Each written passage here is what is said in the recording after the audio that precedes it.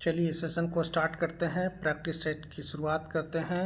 I hope आप लोग अच्छे होंगे और प्रैक्टिस कर रहे होंगे आरपीएफ एसआई और कांस्टेबल के लिए। बीएसएससी की तैयारी करते हैं वो भी देख सकते हैं। जो भी वो आप वनडे का एग्ज़ाम करते हैं ना तैयारी वो इस प्रैक्टिस सेट को आप देख सकते हैं, कोई दिक्कत नहीं है। ठीक है, आपके क्या करेगा, नॉलेज को एनहेंस करेगा। चलिए स्टार्ट करते हैं। पहला क्वेश्चन है कि 2024 ग्रीष्मकालीन ओलंपिक खेलों की मेज़बानी कौन सा शहर करने वाला है। तो भैया ये है जो क्वेश्चन है वो आपका क्या है, करंट अफेयर्स का क्वेश्चन है। आए समझ में? तो बताइए इन चारों में से कौन देश मेज़बानी करेगा 2024 में। तो बता देते हैं 2024 में जो मेज़बानी करेगा वो करेगा भाई साहब पेरिस। अब आप हमको कमेंट बॉक्स में बताइएगा कि इसका कैपिटल है पेरिस, फ्रांस। फ्रांस की राजधानी कहाँ? पेरिस। जाना चाहेंगे? जाइएगा, पहले सिलेक्शन ले लीजिए। चलिए, कहता है जल चक्र के दौरान पौधे का कौन सा भाग वाष्पीकरण की प्रक्रिया में शामिल होता है। बताइए, चार में पत्तियां होती है क्या, शाखाएं होते हैं क्या, जड़ें होते हैं या तना होते हैं। 5 सेकंड का हम लोग टाइम देंगे आपको। तो ये होता है पत्तियां। ये पत्तियां कौन? लीव्स ही क्या होता है, रिस्पॉन्सिबल होता है फॉर व्हाट। पौधे का कौन सा भाग वाष्पीकरण की प्रक्रिया में शामिल होता है, तो ये लीव्स होता है, पत्ते। स्टोमेटा मत मार के आइएगा। कहता निम्न में से कौन सा सही है। कहता है किसी राज्य के विधान परिषद 5 वर्ष के बाद भंग कर दी जाती है, किसी राज्य के विधान परिषद 6 वर्ष के बाद भंग हो जाती है, किसी राज्य के विधान परिषद भंग नहीं होती है, राज्यपाल किसी राज्य के विधान परिषद को भंग कर देता है। चारों ऑप्शन में बताइए मेरे भाई। किसी राज्य के जो विधान परिषद होंगे कभी भी भंग नहीं होंगे, ये चीज़ याद रखिएगा आप, कभी भी भंग नहीं होगा। ये क्या विधान परिषद, विधानसभा हो सकता है लेकिन विधान परिषद कभी नहीं होगा भंग। तो इसका 3 आंसर। जिस प्रकार से राज्यसभा कभी भी भंग नहीं होगा, ये परमानेंट इन नेचर है, उसी प्रकार से क्या होता है विधान परिषद क्या होता है, परमानेंट इन नेचर है। कल हम आपको पता है कि विधान परिषद कितने राज्यों में है, वो आप हमको कमेंट बॉक्स में बताइए कितने राज्यों में है। कहता है कि एक जलभृत एक्यूफायर क्या है। क्या है ये? क्या जल स्तर के नीचे संतृप्त क्षेत्र है, या संतृप्त क्षेत्र की ऊपरी सतह है, या संतृप्त क्षेत्र की निचली सतह है, या जल स्तर के नीचे असंतृप्त क्षेत्र है। बताइए इसका क्या होगा। बेसिकली जो एक्यूफायर होता है ना वो जल स्तर के नीचे संतृप्त क्षेत्र है। आए समझ में? और मिट्टी और पारगमय चट्टानों की भूमिगत परत जिसमें पानी जमीन के नीचे जमा होता है उसे जलभृत कहते हैं। आई होप ये चीज़ आपको क्लियर हो गया होगा। कहता है कलमकारी कपड़े पर हाथ से पेंटिंग करने की पारंपरिक कला निम्नलिखित में से किस राज्य में उत्पन्न हुई। तो किस राज्य में कलमकारी में कपड़े में जो डिज़ाइनिंग करते हैं ना, कलमकारी जिस तरह कि आपको एक तरीके से पेंटिंग बोल सकते हैं, तो ये कौन सा राज्य में है वो चीज़ आपको बताना है। ये आंध्र प्रदेश का है, ये आंध्र प्रदेश का। बिहार का तो मधुबनी है ना, बिहार का मधुबनी है। मधुबनी पेंटिंग के बारे में कुछ बताइए, जो लोग मधुबनी से आते हैं। निम्नलिखित में से वह कौन सा मानक साधन है जिसके द्वारा भारत में चुनाव कराए जाते हैं। पहला ब्लॉकचेन, दूसरा ईमेल, तीसरा मतपत्र, चौथा इलेक्ट्रॉनिक वोटिंग मशीन। ये तो जानते होंगे आप। ईवीएम को अभी हटाने की बात भी चल रही है सुप्रीम कोर्ट में, ईवीएम हटाइए। तो न्यूज़ थोड़ा देखते रहिएगा। ईवीएम का ही फुल फॉर्म होता है इलेक्ट्रॉनिक वोटिंग मशीन, और यहीं से क्या होती है चुनाव में आपको क्या होता है, इस पर बटन दबाइए, फिर आप क्या करते हैं किसी प्रत्याशी को जिताते हैं।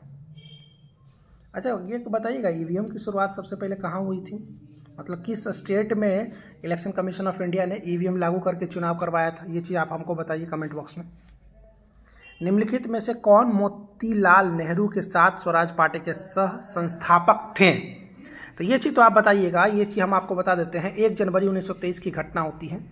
1 जनवरी 1923 का इन्होंने क्या करते हैं, स्वराज पार्टी का क्या करते हैं, स्थापना करते हैं। क्यों? क्योंकि ये गांधी जी से नाराज़ थे, क्योंकि गांधी जी ने क्या किया था, चौरी चौरा इंसिडेंट्स के बाद आप नॉन कोऑपरेशन मूवमेंट को वापस बुला लिया था, भंग कर दिया था, इसलिए ये लोग नाराज़ थे। और इसके 1 जनवरी 1923 को इन्होंने क्या बनाया, अपना पार्टी बनाया, स्वराज पार्टी बनाया। तो उस स्वराज पार्टी में कौन कौन थे, मोतीलाल नेहरू थे, और कौन था ये बताइए आप हमको। क्या सी.आर. दास थे? क्या सी.आर. दास थे? आप बताइए। हाँ बिल्कुल सी.आर. दास ही थे। तो देखिए सी.आर. दास कौन कहाँ से है? चित्तरंजन दास, सी.आर. दास। तीसरा नंबर आपका सही हो जाएगा। आए समझ में? कहता है निम्नलिखित में से कौन एक जायद फल है, जायद के मौसम में उगाई जाती है? बताइए। तरबूज जी, तरबूज। अभी गर्मी का सीजन आ रहा है ना, आप लोग तरबूज खाएंगे ना। वो क्या है? जायद, जिसे ग्रीष्मकालीन फसल भी कहा जाता है, जो फरवरी जून के बीच बोई जाती है। रबी सर्दियों की फसल और खरीफ मानसून की बुआई के बीच की अवधि में की जाती है। तो जायद फसल के बारे में होता है तो तरबूज हो जाएगा। आइए, कहता है निम्नलिखित में से कौन सा भारत का सबसे पुराना उच्च न्यायालय है? ये तो बता दीजिएगा। कौन है सबसे पुराना उच्च न्यायालय? कलकत्ता। कोलकाता है। कुछ लोग इलाहाबाद मारेंगे, नहीं, गलत हो जाएगा। कलकत्ता उच्च न्यायालय है। कलकत्ता उच्च न्यायालय बोलिएगा सर किस वर्ष स्थापना हुई थी? तो हम आपको स्पेसिफिक डेट बता देते हैं। ये हुई थी 1 जुलाई 1862 को। आए समझ में?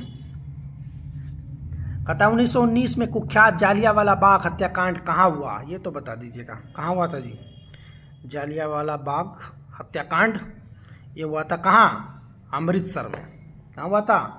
अमृतसर में, जहाँ से निहत्थे हमारे ही लोगों को ब्रिटिशर्स कौन डायर मारा था? कमेंट बॉक्स में बताइए। क्या जनरल ओ डायर मारा था या जनरल आर डायर मारा था? इसमें से कौन गवर्नर था वो भी बताइएगा। और उधम सिंह किसको मारा था? ओ डायर को या एम डायर को या आर डायर को? आप बताइएगा। उधम सिंह। चलिए, निम्नलिखित में से कौन सा त्यौहार राजस्थान में मनाया जाता है? निम्नलिखित में से कौन सा त्यौहार राजस्थान में मनाया जाता है? बेसिकली जो बूंदी महोत्सव है ना, वो राजस्थान का त्यौहार है। बूंदी महोत्सव थोड़ा बहुत बता देते हैं। एक प्रमुख त्यौहार है राजस्थान के बूंदी शहर में। बेसिकली प्रतिवर्ष का कब मनाया जाता है? तो अक्टूबर और नवंबर के महीने में मनाया जाता है। कब मनाया जाता है? तो अक्टूबर और नवंबर के महीने में क्या होता है? इस फेस्टिवल को मनाया जाता है। आइए, कहता है कि राष्ट्रीय कृषि वानिकी अनुसंधान केंद्र NRCF कहाँ स्थित है? NRCF कहाँ स्थित है बताइए। क्या ये झांसी में है? हाँ झांसी में है। और झांसी कहाँ है झांसी? तो झांसी बोलेंगे कहाँ पे है? तो झांसी बोलेंगे कहाँ? यूपी में है।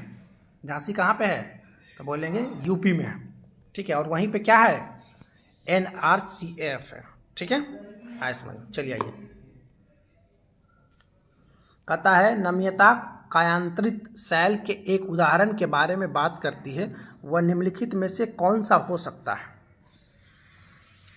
तो बेसिकली ये देखिएगा ना, ये संगमरमर है। नमिता जो कायांतरित शैल है वह एक तरीके का क्या है? आपको संगमरमर है। तो संगमरमर को इंग्लिश में क्या कहते हैं?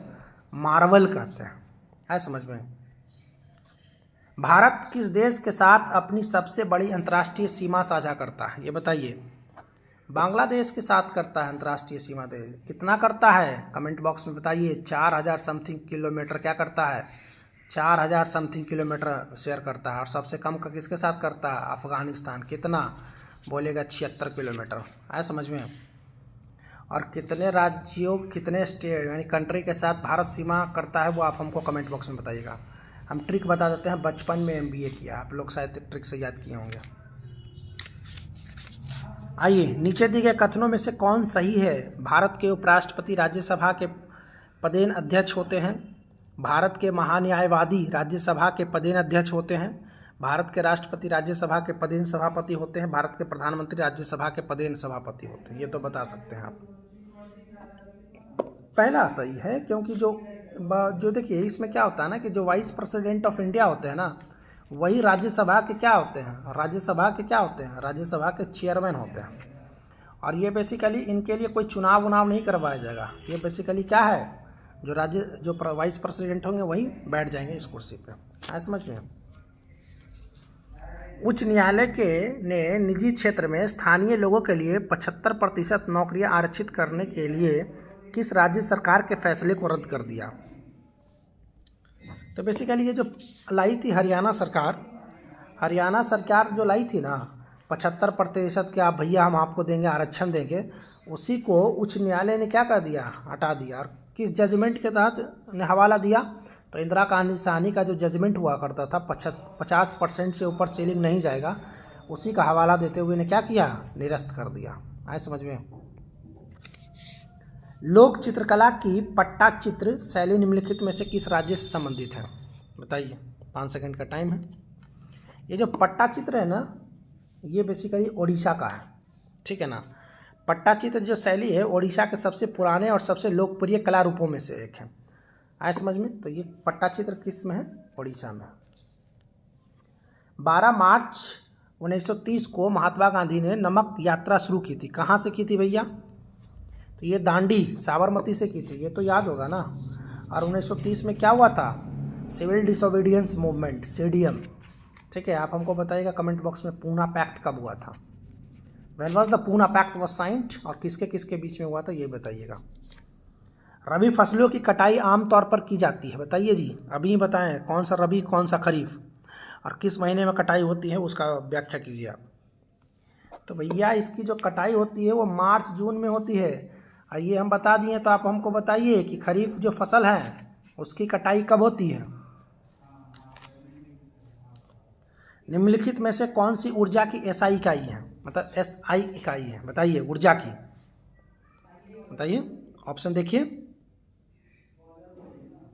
ये देखिए, ये जो जूल है उसी का तो है ना, क्या है ये, कौन सी ऊर्जा की एसआई इकाई है, जूल, बस। प्रसिद्ध शास्त्रीय नृत्यांगना शोभना नारायण किस नृत्य शैली से संबंधित है, तो बताइए किस चीज़ से संबंधित है। बेसिकली ये जो है ना, ये कथक करते हैं, कथक। अब आप हमको बताइए कि कथक कहाँ होता है, कथक कहाँ होता है और कथकली कहाँ होता है। बोलिएगा सर आप हम ही से पूछते हैं तो आप पढ़ाते क्या, चलिए हमें बता देते हैं। कथक जो होता है भैया वो होता है यूपी में, देख लो। और कथकली जो होता है, कथकली जो है वो होता है कहाँ, केरला में। तो एक सवाल पूछने का हक है हमको कि बताइए आप हमको कि भरतनाट्यम कहाँ होता है, भरतनाट्यम कहाँ होता है, क्या हम भी ये भी बता दें। और कुचिपुड़ी कहाँ होता है, कुचिपुड़ी कहाँ होता है ये भी बताइए कमेंट बॉक्स में। चलिए सेशन को थोड़ा मज़ेदार बनाइए, आप लोग भी इंटरेक्टिव रहिएगा तब ना, थोड़ा ऊर्जा के साथ। निम्नलिखित में से कौन भारत के सर्वोच्च नागरिक सम्मान भारत रत्न पुरस्कार से सम्मानित होने वाले पहले गायक थे। ये फैक्चुअल क्वेश्चन, इसी को कहते हैं फैक्चुअल क्वेश्चन। आपको टारगेट करना पड़ेगा और 1 नंबर लेके निकलना पड़ेगा औरों के कंपैरिजन से। चलिए आइए, ये जो एमएस सुब्बालक्ष्मी थे ना, एमएस सुब्बालक्ष्मी, ये कहाँ के थे आप हमसे पूछिएगा तो तमिलनाडु। तमिलनाडु से भी कहाँ, तो बोलेंगे मदुरई, मदुरई से थे ये। और भारतीय कर्नाटक गायिका थी। वो भारत के सर्वोच्च नागरिक सम्मान भारत रत्न से सम्मानित होने वाली पहली संगीतकार थी। इनको कब मिला आप हमसे पूछिएगा तो बोलेंगे 1974 में मिला, ठीक है। इतना फैक्ट्स इनके बारे में बता दिए। निम्नलिखित में से कौन तुगलक वंश का शासक नहीं था, बताइए। एमबीटी एफएसटी ये सब पढ़े हैं ना, कौन तुगलक वंश का शासक नहीं था, ये तो ऐसे ही पकड़ लीजिएगा। तुगलक वंश का शासन नहीं था भैया। ये जो रुकनुद्दीन मोहम्मद बिन तुगलक तो था, गयासुद्दीन तुगलक तो था, फिरोज शाह तुगलक तो था, इसमें मारिए खटाक सा और क्या, रुकनुद्दीन तुगलक। अब बोलिएगा ये था कौन सा, तो रुकनुद्दीन फिरोज दिल्ली के चौथे सुल्तान थे, वो ममलूक वंश से था। ये रुकनुद्दीन जो था ये किस वंश से था, ममलूक वंश से था। आए समझ में। 1 मिनट थोड़ा सा होल्ड ऑन कीजिएगा, तो लगता है शोर हो रहा। थोड़ा बाहर बात कर लो ना। चलिए ठीक, आइए दूसरे क्वेश्चंस पे चलते हैं हम लोग। कहता है विनिमय नियंत्रण के लिए वैधानिक शक्ति आरबीआई को डैश के विदेशी मुद्रा विनियमन अधिनियम द्वारा प्रदान की गई थी। तो किस अधिनियम के द्वारा प्रदान की गई थी, तो ये अधिनियम था 1947। कौन सा अधिनियम था भैया, तो बोलेंगे 1947 के विदेशी मुद्रा अधिनियम था, जिसको कहते हैं फेरा, जिसको हम लोग क्या कहते हैं, फेरा। अब फेरा का फुल फॉर्म लिखिए तो अंदर कमेंट बॉक्स में। आइए, आयनिक और यौगिक NaCl का रासायनिक नाम क्या है ये तो बता दीजिएगा।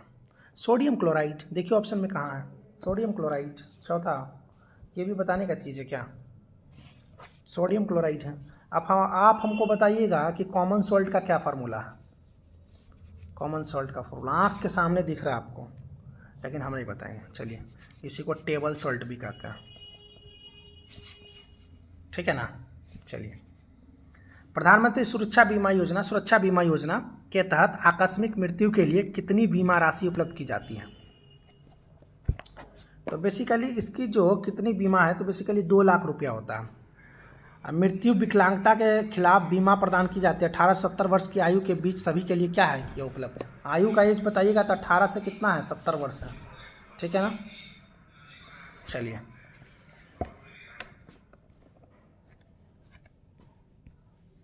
निम्नलिखित में से किसे वर्ष 1897 में ब्रिटिश अधिकारियों वॉल्टर चार्ल्स रैंड और चार्ल्स आयस्ट की हत्या के लिए फांसी दी गई थी? ये तो बता दीजिएगा, ये हम बता दें। देखिए, तो कहीं चापेकर बंधु है क्या? बिल्कुल हैं, चौथे नंबर पे देखिए, चापेकर बंधु को ही इनकी हत्या के लिए क्या दिया, फांसी दिया गया था। किनकी हत्या? तो ये हत्या किए थे किसकी? ब्रिटिश अधिकारी जिनका नाम था वॉल्टर चार्ल्स रैंड और चार्ल्स आयस्ट, ठीक है ना, चापेकर बंधु। चलिए, अब बेसिकली ये 4 स्वतंत्रता सेनानी थे, जैसे चापेकर थे, बालकृष्ण हरि चापेकर थे, वासुदेव हरि चापेकर थे, ठीक है ना। तो इन लोगों को क्या किया था, ये हत्या किए थे किनकी? एक ब्रिटिश अधिकारी थे, जिसके कारण इनको क्या किया गया था, फांसी की सजा दी गई थी। निम्नलिखित में से कौन overdraft saving the Indian saver पुस्तक के लेखक है? बताइए। बेसिकली इसके जो पुस्तक के लेखक हैं उर्जित पटेल। क्या उर्जित पटेल गवर्नर रह चुके हैं आरबीआई के? तो हाँ भैया, रह चुके हैं। आप बताइएगा इनका कार्यकाल क्या रहा था गवर्नर के तौर पे, और अभी बताइएगा कि आरबीआई का गवर्नर कौन है। आरबीआई का गवर्नर बताइएगा, और आरबीआई के गवर्नर का ये कितने नंबर का गवर्नर है? चलिए हम ही बता देते हैं। शक्तिकांत दास हैं, और ये कितने नंबर का गवर्नर है? तो एक बार चेक कर लीजिएगा, 25वें नंबर के गवर्नर होंगे, ठीक है जी। चलिए, निम्नलिखित में से किस राज्य में तुलुनी महोत्सव मनाया जाता है? तुलुनी महोत्सव बताइए किस राज्य में मनाया जाता है? बेसिकली ये जो तुलुनी महोत्सव है ना, ये नागालैंड है। नागालैंड में एक महोत्सव मनाई जाती है जिसका नाम है तुलुनी महोत्सव।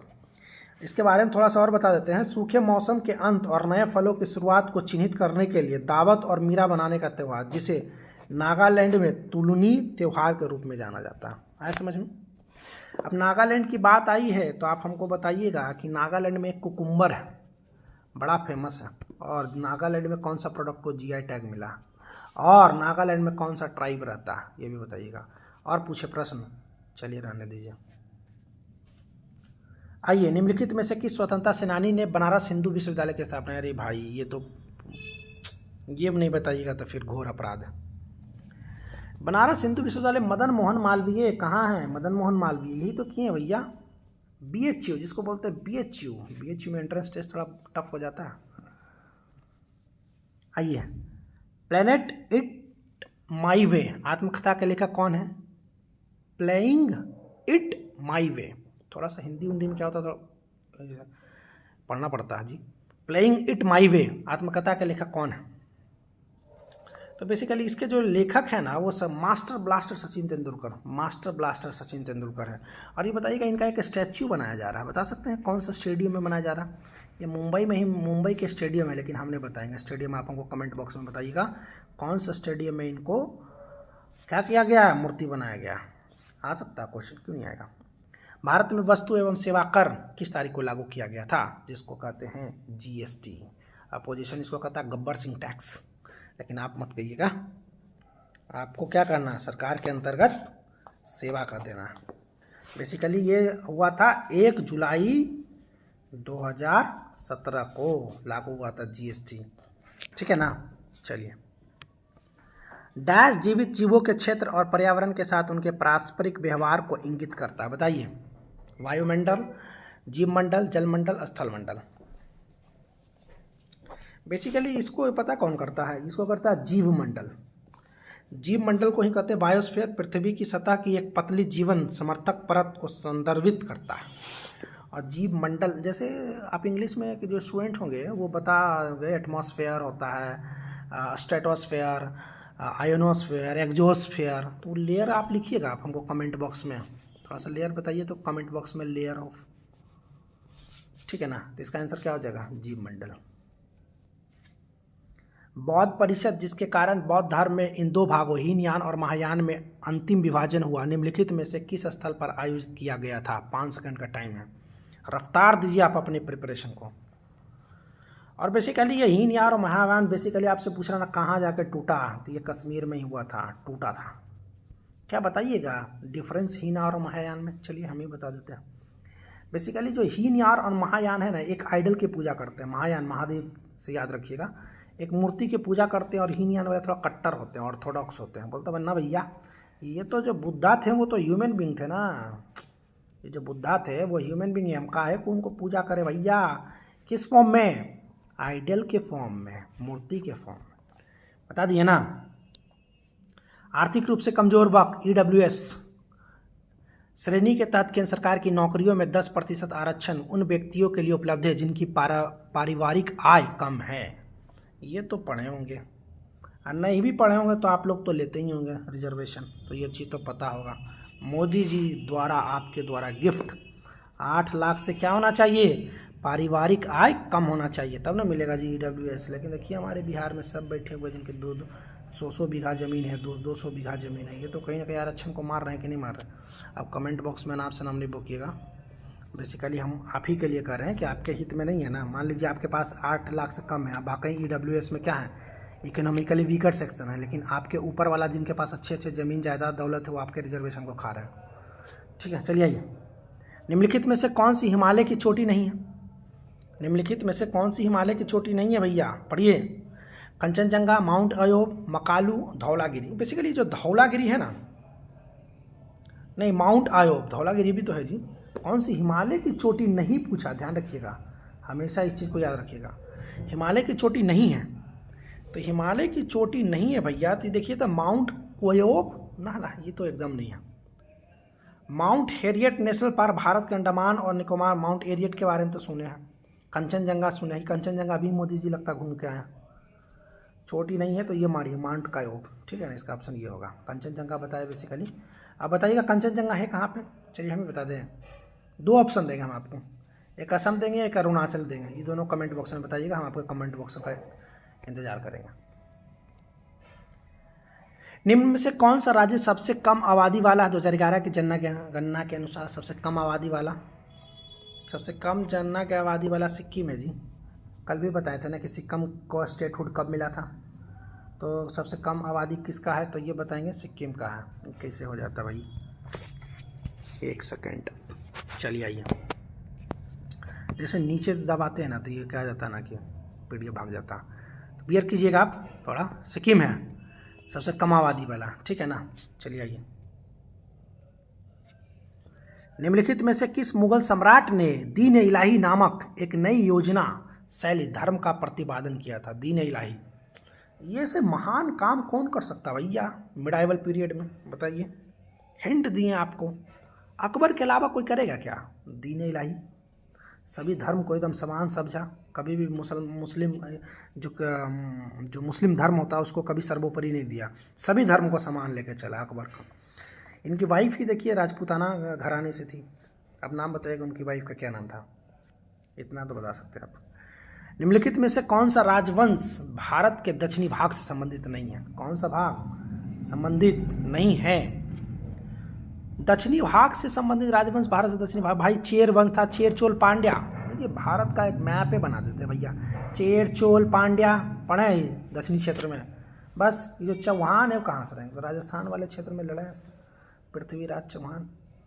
और देखिए नॉर्दर्न रीजन, बेसिकली हमने स्पेसिफिक रीजन नहीं बताएंगे, लेकिन नॉर्दर्न रीजन बताइए ना, खूब उन्होंने लड़ाइयाँ की हैं, ठीक है ना।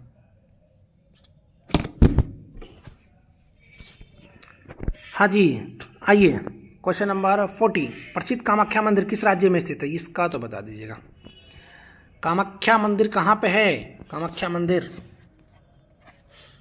कोई लोग गए भी तो होंगे, असम जी, असम, असम, जहाँ भी काजीरंगा बताए थे आपको। लीजिए काजीरंगा का उत्तर भी बता दिए। संक्षेपण जल की प्रक्रिया में से एक है, संघनन के बारे में निम्नलिखित में से कौन सा कथन सत्य है।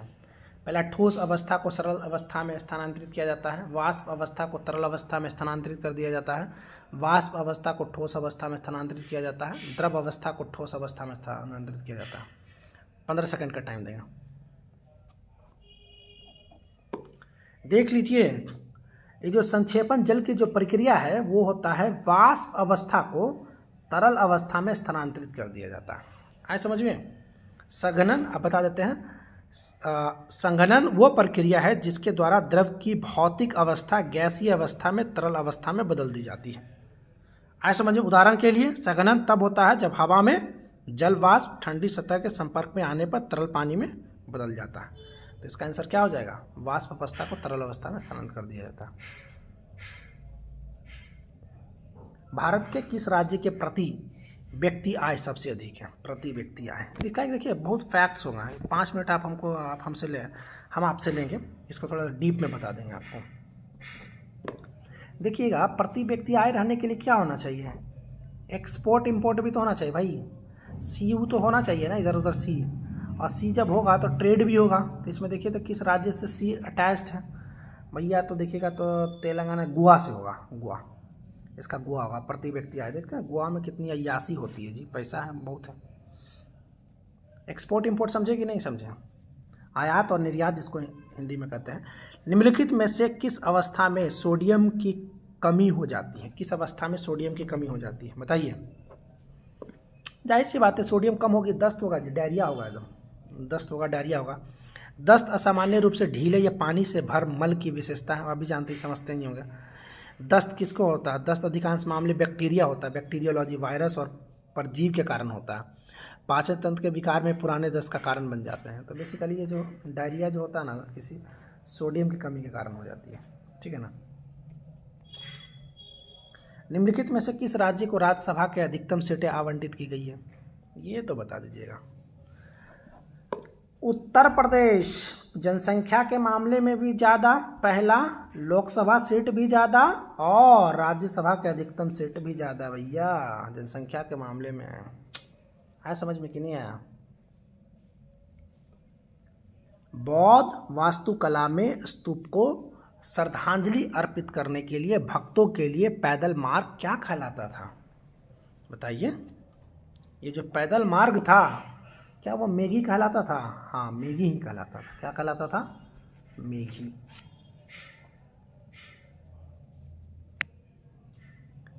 सावी कसियोरकर से पीड़ित, हम समझ गए ये क्वेश्चन क्या है। ये निम्नलिखित में से किसकी कमी के कारण होता है? बताइए, ये तो बता दीजिएगा।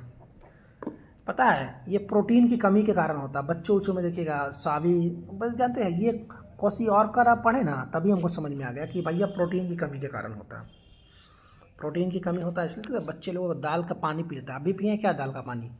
अभी भी पीजिए, कोई दिक्कत नहीं है। दाल का पानी बहुत प्रोटीन होता है, ठीक है ना। उस सिख गुरु का नाम बताइए जिसने पंजाबी भाषा लिखने के लिए गुरुमुखी लिपि विकसित की थी। ये तो बता दीजिएगा भाई। गुरुमुखी लिपि डेवलप किए थे कौन? ये थे कौन? जल्दी से बताइए, 5 सेकंड का टाइम है आपके पास। गुरु अंगद कहीं दिख रहे हैं क्या? देखिए तो गुरु अंगद, बिल्कुल गुरु अंगद ही होंगे, गुरु अंगद, ठीक है जी, ठीक।